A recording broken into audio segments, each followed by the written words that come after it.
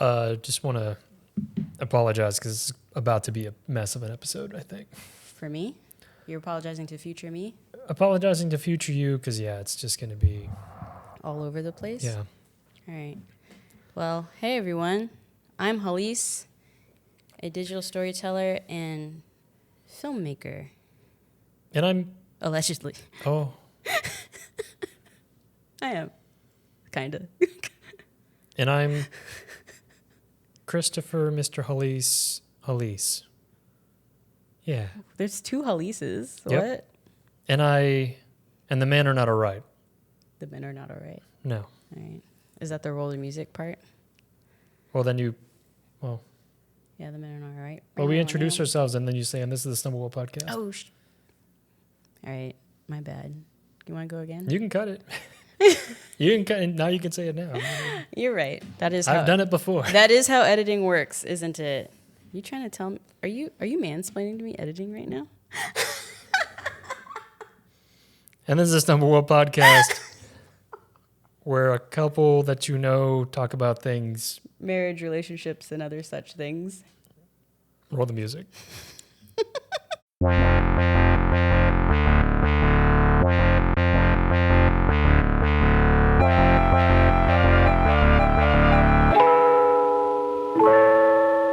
It wasn't mansplaining. I know. I was just Let's you just just set it up, so it was fun. I was like, oh, I gotta do it. Do you want a clean take? And it's like, we didn't do it before. Didn't give me that grace. Tell us how you really feel. Editing's hard. That's how you really feel. Editing is hard. Buckle up, buttercup. We're talking about heterosexual, cisgendered men. And then I will say to that, suck it up, buttercup. Oh. Shots fired. Okay. So essentially, there was a guest essay sent into the Times that I saw a couple weeks ago, maybe a week ago.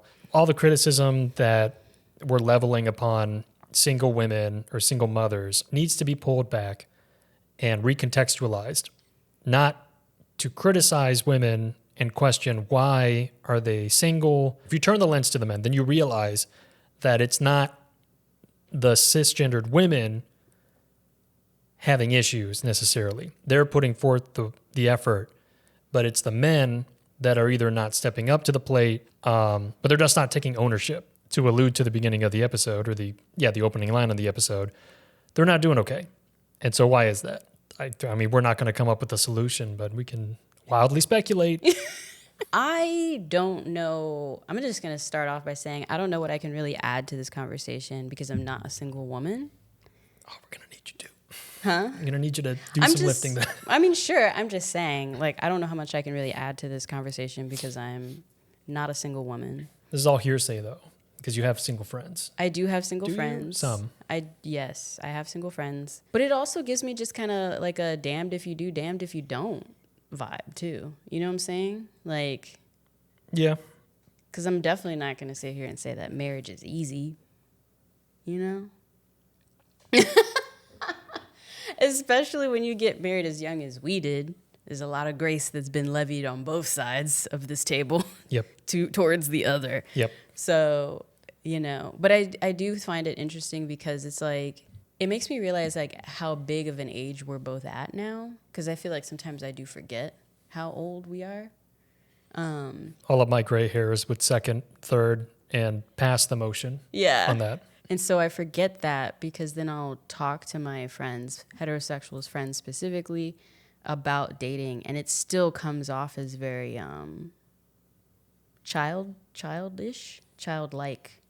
In the back and forth between the two. Yes. The dichotomy of sexes. Yeah. There's still just like an interesting, and it's not childlike in a fun way, like playful, like exciting. It's just childlike and just stressful, like anxiety, you know, of just like, am I being too forward? Am I not being forward enough? Like all this balancing that seems to have to go.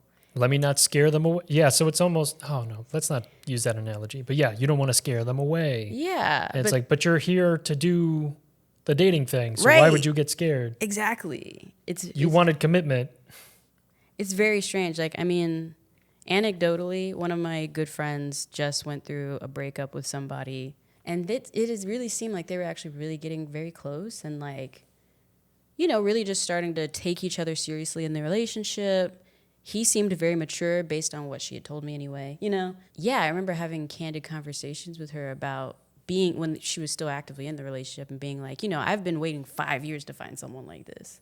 Or I've been actively dating for 5 years to try to find somebody like this, Right. This is what people have talked about. Yeah, and I think I'm getting to it, and I don't, it's obviously she's like, I don't know if I'm marrying this guy, but like this actually feels like an adult relationship I'm in, and it's like progressing well. And then it just kind of like ended, like I turned to ether. And I know she was not down for that. And I also know that she herself is a very committed person. She's a very driven person. She's a very motivated person. She's reliable. Like she has a lot of the qualities that I would assume men want in a relationship. You know what I'm saying? She's easy on the eyes, like all the things. I'm just saying, like, if we're going to take it into all the notches that you have to think about, you know what I'm saying? And it still is just like, damn, really? That seemed like that was really going somewhere, Meanwhile, I heard my coworker. And you should give an age range to your coworkers. Yes, but. So I heard my coworker talking to someone, I don't know who it was about a man that she was just spitting words at. You're not really committing, not really doing too much. It's more just like, we're dipping a toe into the waters. What's happening? Yeah. Because I think at the age that she is, I think she's like 50s, low 50s. You're kind of not really mucking about. And it's more like, hey, what do you want? What do I want? And then we'll see if that clicks. Because, yeah, you almost have to take a dating app perspective, I feel like, at that point. Because you're like, why am I wasting time with you on the weekend when I can just be at home watching football? She's an Alabama fan, but we'll forgive her in this household. The topic that came up that they were talking about that I literally could not help but overhear was, so do you do butt stuff? Like, what level of involvement do you do in butt stuff? Beepity beep, beepity beep, beep, beep, beepity beep, beep, beep. All right. Hey, everyone. Thank you so much for listening / watching this episode of the StumbleWell podcast. A couple that talking about relationships and other such things. A few quick announcements before we get back into the episode. First things first, if you're watching us here on the YouTube channel Hallease, please like, comment, engage with the episode, because that really helps algorithmically for this content to keep getting discovered by others. And that's good for all of us here at the StumbleWell Marriage Podcast. The second thing, if you're listening to us wherever you get your podcasts, thank you so much for listening. Please consider rating us on that platform. 5 stars is preferred, but we love constructive criticism because, unlike apparently the men in this article, we are bettering ourselves over here at the StumbleWell podcast. And then finally, if you want to take things a step further, consider joining the patreon.com/Hallease. There you get early access to these episodes, exclusive content, merch, so much more. It's amazing. It's how we're able to keep doing what we're doing. And sorry, y'all, I just wanted to check, make sure we're still rolling on everything. But it's how we're able to keep doing what we're doing here with, at least a little bit more consistency. You know what I'm saying? At least now. We took a little break. Y'all know what happened. Anyway, yeah. And then finally, I'm seeing, it's that time of year again. We are deep into fall at this point. Actually, is it winter now? No, winter's like January. Yeah, we're deep into fall officially. So it's that time of year again. Get in where you fit in. Get your COVID shot. Get your flu shot. If you're in the demographics that should be getting RSV, go ahead, hit yourself up with that too. Because I want you to live long and healthy lives, because as you will soon find out in the rest of this episode, apparently the lifespan is decreasing and complications due to flu is a thing. Complications due to COVID is a thing. And I want y'all to live long and healthy lives here on this mortal plane. You know what I'm saying? That's what I want. That's what I want to manifest for you. So get in where you fit in, please. Anyway, back to the episode. full office conversation happening. Not just at auditory levels, not like mumbling, not whispering. This is at the volume that I am talking to you, dear viewer, dear listener, at. And she said, well, I go to the gooch. The gooch is a level. So just below the balls, and that's where you go. Like that's the playground. Wow, this episode is explicit. Anyway, Is continue. it explicit? It's By I didn't- YouTube standards, yes. And this pleased the gentleman that she was talking to, because he himself, the whole self, enjoyed a little bit of, the back door swinging open, maybe a little bit. The breeze licking at it. Like he wanted her to do butt stuff. Yes. And, okay, gotcha. I like my little metaphor. No, I enjoyed the metaphor. It was just, to me, it was But unclear yes. of who wants the butt stuff. Sorry. Who liked that level of intimacy? Yes. We'll say. He wanted it. Got it. And she said, no, I'm not going to do that. And he was like, well, I don't know if this is going to work. Wow. But at the same time, clear communication, I guess. I don't know. Like, how am I going to let you put something in my butt Maybe. and you're not cleaning yourself? No. He wants you to floss with his butt hair. Stop. No, like that. Like he wants you to eat his butt. Sure. Not like, no, I'm sorry. And I didn't clarify that. Not penetration. Oh. Tossing the salad. Oh. Like go down and lick the area. See, that's why I was asking you. I'm sorry. I said, I should have clarified. Yeah, I was like, oh, okay. So he got it. No, See. so he wanted This guy, her to this go has to be down. cut and put in the front. I'm sorry. So, but the guy wanted tongue to perirectal area Yeah. play. Yeah. And it's like, dude. It's called eating butt. He wanted butt eating, is what you're saying. Toss the salad, I think, is also a thing. Yeah. I feel like my job in this whole episode is to, like, at least not advocate for men, because I'm not trying to do that, but at least give benefit of the doubt. Somebody have a benefit of the doubt about something. But continue. So I think there's two parts to and today's. It's all just conjecture today. We're just talking about We're just riffing what is, today, what y'all. isn't. Yes, It's but a- we're queuing up the discussion. So y'all need to get your little fingers warmed up because we're hoping, if you feel comfortable doing so, sharing how men are either problematic, infantile, or just not ready for the dating field in whatever age range. Don't have to share that you're in. But it's more that. So queuing up the, what do you call that area even? Comments? The comment section. Queuing up the comment section. And then also just mentioning, okay, so how do you feel about this topic in general? So I think that they are ill-prepared for life, it seems. They are being kicked out of the nest, kicking and screaming, plummeting down to the forest floor where the rocks await them like teeth in the mouth of a hungry animal. And some of them are just kicking and screaming, and others are just like, oh, you know what? It's fine. It's whatever. Well, I think here's an angle we can take this at that can actually speak to our lived experience, I guess, rather than trying to be like, are the guys okay? Like, do you feel, when you came into adulthood, do you feel like you were prepared for it? Nope. Okay, cool. Elaborate, I guess. I mean, in our culture, and we've talked about this years past, but yeah, I wasn't really expected to cook or do all that much. I had chores, but not, didn't have to make dinner or anything. So then didn't know how to cook, didn't know what, could boil water, could make eggs, could make pasta. And that was about the extent of it. Could make rice because it's all boiling. Those are all very... You had boiling down. You And were a- eggs, you and were a eggs. solid boiler. I'm trying to get at the root of what made you evolve to figure it out. You know? To figure out monogamy or to figure out what? To figure what made you evolve to figure out, because like the issue is what this article is saying is like the issue is that men aren't taking care of themselves. They're not actually like readying themselves as individuals to be in long-term committed relationships, right? And so it's like, what helped you to get to that point? as a person? Because you've already divulged that, like, yeah, you weren't technically prepared to be married when you got married.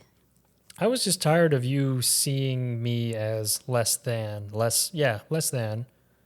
in this way. Like I could go out and earn money and I could do other things, but in terms of maintaining a house and making it seem equal, it wasn't, and I couldn't do it. So it was like, do laundry. I was like, oh, I forgot. Or help me clean. And I was like, oh, I don't know. And then it was just, it got to the point where you were like, well, I don't expect you to do it if I tell you. And then it just got to the point where I was like, why am I okay with being seen as unreliable? Why am I okay with being deficient in this way and it being okay? It's like, it's not. So maybe just my brain matured in that way, or I mean, sure. what is that a relationship? That is more just like mother and son. Maybe I still don't like cleaning, and I don't. It's tedious. But I mean, I can do other things. I can go buy groceries. I can make the food. I can do. Well, I remember that was a reason you gave. You're like, well, I don't really like doing it. And I was like, what makes you think I do? Right. Maybe so. Let's simplify it down a little bit. Let's just distill it a little bit more. It's a refusal to see the other person that you're dating or with as a human, because it's just like, oh, it's just another person, and you don't see it as, yeah, but if it was you on the other end, like there's a lack of empathy. With you demanding butt stuff, and it's like, yeah, but would you go down and do butt stuff? And you're like, would no, you go down and do butt stuff on yourself? Why would I do that? Knowing how you are? I don't even shave. Why would I do that to myself? No, but like, so if you twist it, and you're asking yourself, sure, yeah, would you do butt stuff? And it's like, no, I don't know. Or not even as simple as this. Would you date yourself? Like, would you want to be with someone like you? Because, I mean, from the jump, I think that was one of the, like, I know for you talked about you always wanted to be in long-term. That was like a goal for yourself you had. And I know for me, it was a goal for myself, but it was not at the expense of myself either. Like, I didn't want it that bad. I enjoy my own company. I'd totally date myself. Like, if you can't even see yourself with yourself, then, like, why should someone else see you with you? Maybe. I don't know. I just want to make sure there's things. I don't want the whole episode to be, like, harping on men. I want to have like some tangible takeaways of like, here's some prompts to consider. Would you date yourself? And really think about it. Like, would you want to be intimate with yourself and how you are? I mean, I think that's a good point. I also think just saying like, why do you think it's hard for a woman to date, or why do you think it's hard as a single person to date? I think at some point we had talked about men not wanting to get out of their teenage years. But yeah, it's right there where you wake up, do whatever, and then maybe go to work, and then come home, and then play video games or do nothing. Mm-hmm. And so what is it about men that feels like a part of your life that you could just extend out to decades? I don't know. I know it's a thing. I mean, I went through it as well. But and it wasn't shame. It was more that I think that was part of it, but it was more, I need to do more because this is boring. And again, I think that just comes down to how I was wired. Okay. Am wired. Because I mean, I always wanted to be in a long-term committed relationship. And that's why when I sought you out, that was it. That was the thing. I expected the relationship to develop into either marriage or, just keep going until one or both of us died. And then it's like, okay, then the relationship ends. Talking about it from a male perspective, don't enter the dating sphere unless you're serious about it in all aspects. And if you don't know quite what that means, then you may not be ready. That doesn't mean that you can't become ready in the moment, but, there's a lot of work seeping into this. But it's like that woman that was on the sidewalk, borderline yelling into the phone at her partner saying, well, I lift you up and I, do all these other things and you don't do the same thing to me. When are you going to lift me up? Right. And it's like, yeah, woman screaming into her phone. You have a point. Yeah. It's not quite how I would do it, but I mean, so if you're not coming into it and you don't know how to be fair about things or how to make things eventually become or look fair, then the relationship is going to end. But it's more just, yeah. And it's weird to simplify it in terms of, having something to care for, but yeah, you don't buy a plant and then let it die. Yeah. Immediately. It's like, well, so you were never committed to the plant or to the idea of raising a plant or a dog or whatever. Yeah. If you were just going to neglect it and then be possessive of it when it tries to walk away. And the person says, I don't want to be with you. And you're like, why? Everything's going fine. It's like, no, you're fine with the complacency and she's not. She wants you to become more and you're not ready to become more, not willing to commit to it. So I don't know. I mean, it's more, you have to know the commitment and the level of commitment before you come into it, because it's not, as you said earlier, marriage or relationships are difficult. Yeah. And they're inherently difficult. The first year is probably going to be the best because there's still some idealized form going on. There's still some optimism going on for quite some time. But then after that year, it gets harder because the two of you realize that you're two different people and you're trying to make it work. You're trying to grow into each other, and that's still painful. And this is something that would happen a lot, actually, when we first were married, like the first couple of years. And we got married quite young, so a lot of my friends and peers weren't married and were in various long-term relationships, situationships, whatever the thing was. And they would tell me about something their male partner has done or said to them or whatever. And they would expect me to be like, yeah, but you got to deal with that if you want to be with someone long-term. And I was always the one that was like, if Chris ever said that to me, my ass is gone. Like, I'm never dealing with that. And they were always like surprised that I would say something like, I was like, it's not letting Chris, I don't let him talk to me like that. I don't even let my dad talk to me like that or my mom talk to me. Why don't let some random dude, just because we're having sex doesn't mean, you can just say anything you want to me, Like, I have standards. And everybody was always just like, oh. It's like, yeah, nah. Don't be okay with that. Yeah, that sounds like a bad relationship. Yeah. Maybe don't. And I understand the value of, like, you have to have grace with your partner because you're going to say things you regret and they're going to say things they regret. But there's also just, like, he's manipulating you, bro. Like, that's not okay. That's not okay. So I don't know. It's interesting to see that it seems like men want their mom. Towards the end of the episode. Okay. We'll just leave it at this. If you want butt stuff, you have to concede some things. If you're a man. I think it's more... If you're a woman, too. I mean, I guess. If you're a they, them, that's fine. Non-binary. Same. We're coming at this from the purely heterosexual sense. Cisgendered heterosexual sense. Because that's really all we can speak to. But... I think it's fair to say, whoever it is, if you want butt stuff, you have to realize that not everyone wants it. Man, here's a better way. Is that dating? Is dating just butt stuff? Butt stuff. Some people want it. Some people don't. Some people don't see the commitment. Some don't see the reason to it. I think it's Others see it as a chore. I think it's better to say something to the degree of, if you want butt stuff, you have to earn it. I'm just saying. Like, no, but so immaturity. Yeah. Like, you can't be coming out the gate trying to get to know somebody and it's like, first date, well, do you do butt stuff? Then it's a hard no. And it's like, who are you? Who are you, bro? Before who you are, how are you raised? Yeah. What are your favorite things? Are you clean? Do you wash? Do you shave?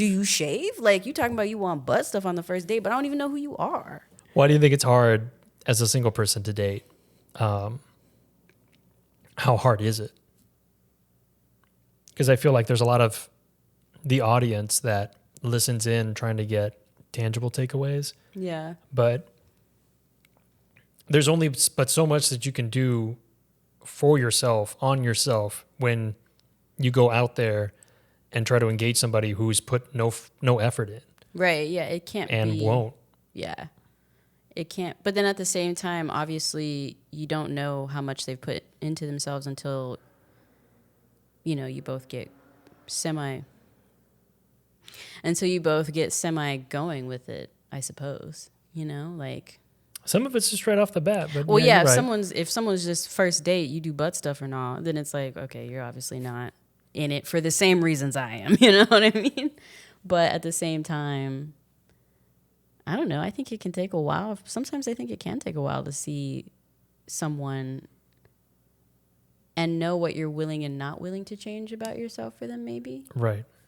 Because, I think to your point, that was like a conscious decision you had to have with yourself in our relationship to be like, am I okay with my partner seeing me as inadequate in these ways? And I think there are, apparently, based on these articles and the data, there is a lot of men who are like, yeah, I'm cool with it, And there isn't a drive to change, which is interesting.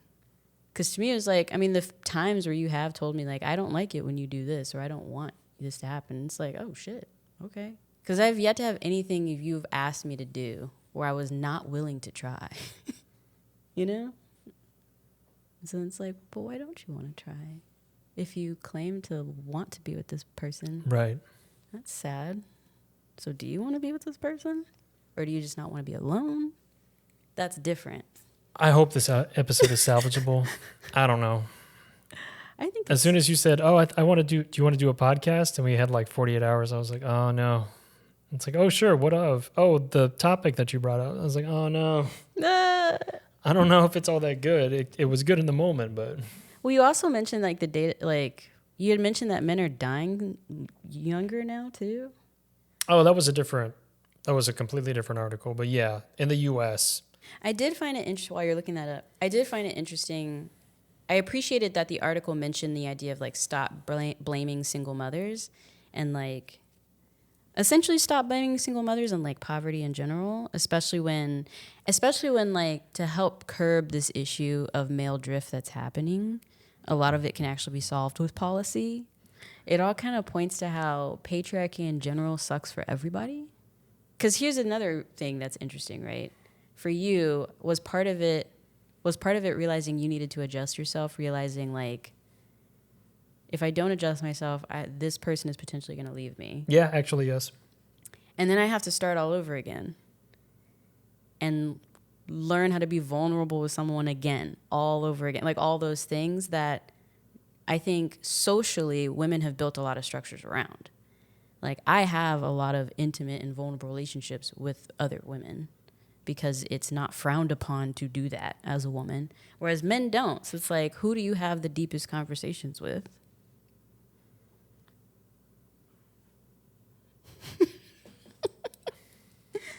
Who do you feel like you can be your true self with? And don't get me wrong, you're my favorite person for sure. You're hands down my favorite person. But you're not the only person that I feel like I can be myself around. Right. Or have vulnerable relationships and like deep, impactful relationships with. I don't know how to grow that. It's literally like asking me how to fly. I'm like, I don't even know where to start. I don't know. With what? Oh, answering the question? Yeah, where it's like, how do you develop other relationships with men? It's like, I don't know. How do I breathe water? I don't know. Stick my head in the water and then pray to God that I breathe? I don't know. But I think that's a fair point too, and like how patriarchy just like doesn't help anyone, in the long run. It was a study that was posted in the Journal of American Medicine, Internal Medicine. And it showed that in 2021, women had a life expectancy of 79.3 years compared to 73.5 years for men. That's almost a 6-year difference. And then couple that with, generally speaking, men are usually older than their spouses by a few years. Let's say you make it to 73. Yeah. So you make it to 73, and then I'm technically 70, probably. Mm-hmm. Not probably, that's math. I'm 70. And then I make it to 79. So really, I'm almost a decade without you. Which is why I'm running now. Again. Sure. But like, you know what I'm saying? So it's like, it's 6 years, but really it's me looking at that, it's actually 10 potentially. Granted, either way, we had a good run if it's like we're still together at those ages. Because, like, dang, we were together for over 50 years. Yeah, but it's hard to take solace in the moment. You know? Well, yeah, for sure. I'm gonna pitch it. I'm gonna pitch it as that. So vaccinate your dang selves. Get vaccinated, y'all. Don't have to be COVID. Could be influenza. Influenza still kills more people than people give credit for. That's true. That is very true. You don't want to be on a vent in the hospital with flu. Kills people. Kills kids. Kills the elderly. Kills a lot of folks every year around the world. Complications due to flu. Yeah. And COVID vaccines, man. It's fascinating for me, and I've talked about this, at least with you before, maybe not on the podcast. It's always just fascinating for me to see that side of people in general. Because, like, as an Air Force brat, I got vaccinated against so many things that may or may not ever come in contact with, you know? It was just, like, the thing to do. You know what I mean? Like, I remember when I was growing... I sound so old. Oh, my God. I remember when I was growing up. Well, just, like, the way I was about to say it. It was like, ugh, it sounds so old, ornery person. But I remember when I was coming up in age... Like, the HPV vaccine was the huge talks of just like, HPV, you know, parents being scared and what do we do? All this stuff. And by the time by the time it had hit the mainstream and a lot of people were deciding whether they were going to let their children get the vaccine or not, I had already had both shots because the military quietly was just like, HPV is scary. How old is she? Shot, you know, bring her back in was like 2 months, 3 months to get the next one. Like, it wasn't even a discussion. It reduces the risk of cancer, a large number of cancers for women and men. And it's not just women that suffer with HPV. Again, there's a patient who had oral cancer and now has no mouth. Yeah. No teeth. Oh, he might have teeth. No mouth, no tongue, no back of the throat. It's to your point, kind of to bring it full circle. Oh. Talking about the apathy of men. If you don't want to do butt stuff. If you're talking about the apathy of men, though, like, it actually ties into that in a very interesting way because it's like you forget. We've lived in a time with vaccines for so long now. You refuse to acknowledge. No one's forgotten. No, I think people have forgotten. Like, people forget how bad times were when we did not have this technology.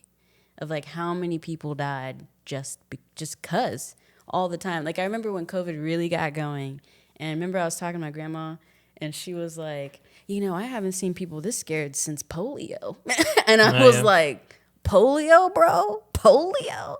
You know, because she was alive before there was a vaccine. She remembers how many kids were going through it and didn't, like, how you had to be careful, like all the things. She remembers all of it. There's something there. I think apathy is always the struggle for mass groups of people over time. But I mean, if you keep casting your net and all you're getting is rocks. Right. Then like, what what are we doing here? You know, like, yeah. It's like, oh, you know what? I'm just going to go get some nice fried fish and get a dog. All that to say, stumble well. Stumble on. And we'll see you in the next one. Thanks for sticking around. Bye.